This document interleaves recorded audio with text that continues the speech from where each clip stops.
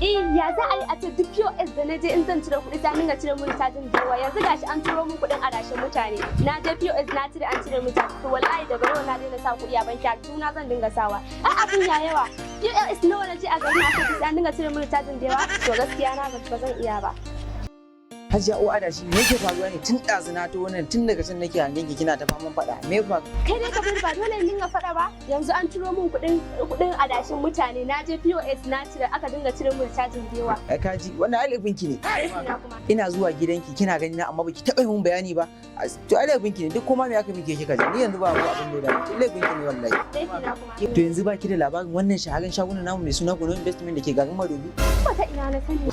wallahi an ci daga banki sun cuce ki da yawa wallahi Gunau Investment POS ne wanda za ka je ka cire kuɗi cikin kwanciyar hankali ba tare da sun tarar ma kuɗi masu yawa wanda ba za ka takura ba shi ma wanda ya tura ma ba zai takura ba ko ba haka ba za ku yi abu cikin mutunci yanzu ma idan kin shiga zan iya ɗaukar kin je Gunau Investment da gudu ma to ai abin ya zo to shikenan mu je kawai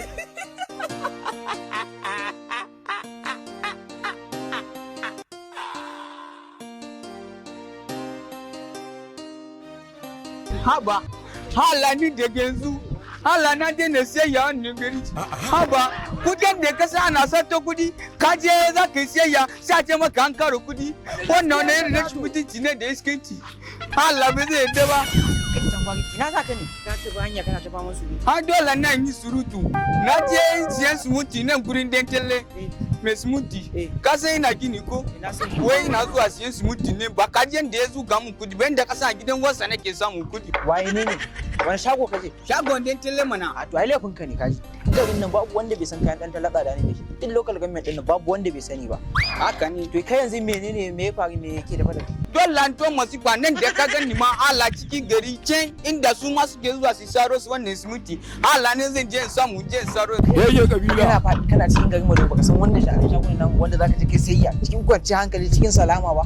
wannan shago kenan Gunau Investment mana ai na san shago Gunau Investment ko ala cirki ai ban sani ba dama kakansu suke da yara ai laifin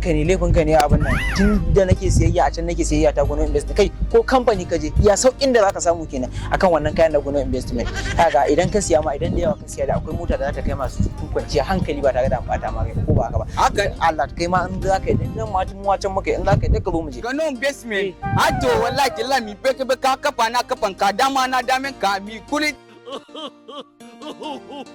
hello ina jin ka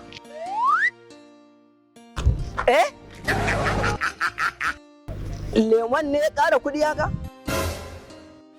Kar ka siyo mu. Ka tambayi kuɗin faro? Kai, ina kutumar uba, astaghfirullah. Wai kayan ne suka zama haka abun? Kaga da ni bana so. Kar fa ce ne mai ka fasa. Hauka ake yi? Kawai ka ce mai na fasa ba zan siya ba. Ya kayan muna siyan shi da sauki sai yau kuma ƙarin ayyayya kar ka ciwo mu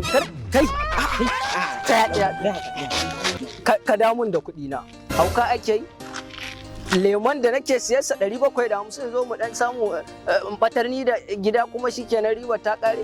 Kar ka ciwo mu aikin banza kawai. Haba malayar lebi na ji kato na ga kuma ranka yayi barkono yayi putu me faru na ji kana ji musika kana maganar lemu kai ba dole rai ne a ɓaci ba a ce lemo muna siyo shi naira 750 850 mu zo mu dan sa shi a firji mu zuba mai kankara ko lantarki ya sanye mu ci riba amma a ce yanzu na koma wai naira 2000 da har da wani abu wallahi ni na ma wallahi na daina kasuwancin nan laifin ka ne ban gane laifi na ba in ba da ban laifin ka bane tunda kake sayayya ne nake so ka gaya mu inda kake sayayya amma ka ki gaya mu ai na ka je siya wannan bawan Allah kaf ungon ne ya fi kowa tsada kuma ni ba ni da wajen sarin kaya in ban da gurin sa to billahi lazi ni wannan kasuwanci wallahi na daina shi ka san menene shawarar da zan baka ɗaya ce a wannan kasuwancin kana so ka sayar ka ci riba babu shagon da zaka je a cikin garin Madobi in ba Gunau Investment ba nan ne zaka je kai sayayya cikin kwanciya kai idan da yawa ma ka siya da motar da za ta kai ma kayan duk a cikin farashi da su ba tare da ka wahalar da kanka ba shine kawai yanzu in ka huce ka zo mu zuwa ta mu je can kuma yanzu can muka zuba waye Gunau Investment Gunau Investment to yanzu idan ka shirya dai ka zo mu je can din nan kai sayayya ka kawai ka ci gaba da kasuwancin ka shine shawarar da zan baka shagon wa kace Gunau Investment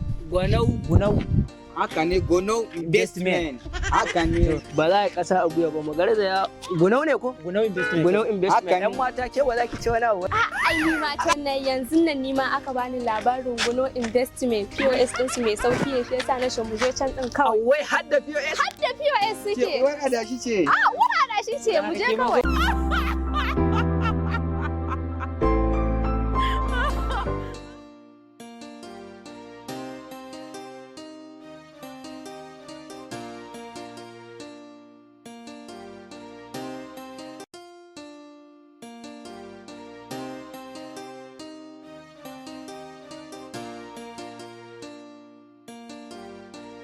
Haba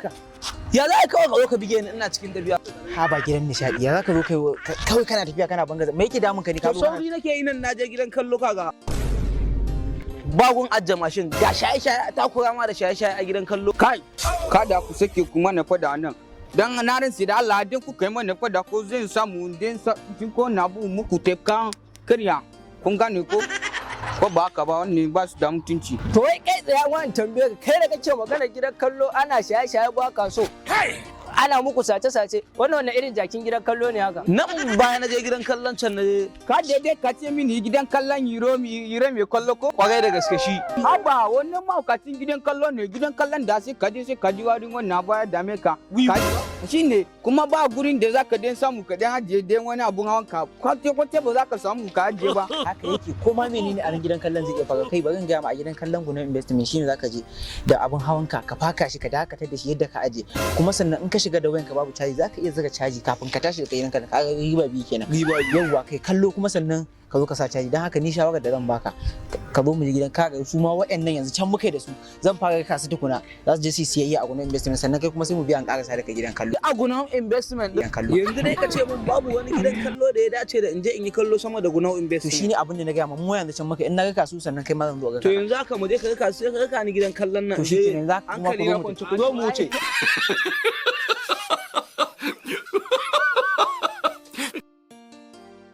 dan gwari Allah kaga wannan shagon da kamini kutunce na je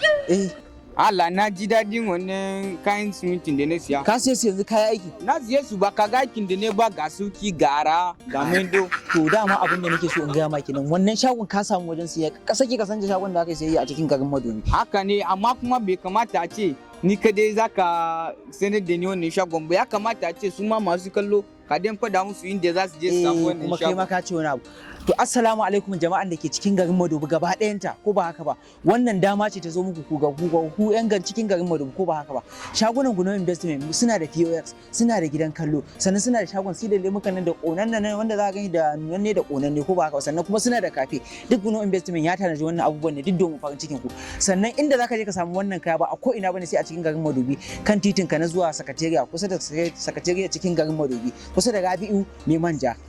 Haka ne. wannan shine full address ne inda zaka je ka samu wannan kaya namu na Gunau investment Wannan haka ne Gunau investment ta Ce, kuce kuma mu ma ta mu ce da haka dan yarbawa ya ji shi ma da haka mun gode